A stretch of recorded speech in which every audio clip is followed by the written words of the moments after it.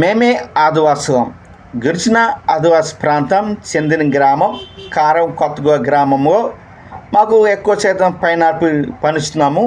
మాకు ఉదయం 6 గంటల నుంచి సాయంత్రం 5 గంటల వరకు పని చేస్తూ కొండపైన జీవిస్తూ పైనాపిల్ మోసుకొని తెచ్చుకొని అమ్ముతున్నాము. కానీ మా వస్తువు మాత్రమే తక్కువ ధరతో కొంటున్నారు.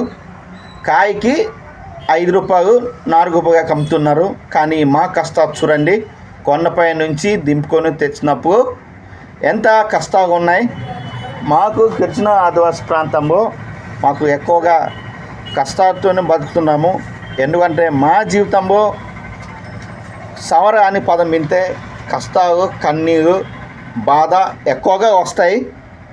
మా జీవితం ఇంకా వెనకబడి ఉన్నాయి. మా జీవితం ఇంకా మారలేదు. మాకు కొండ పెండ నమ్ముకొని బతుకుతున్నాము.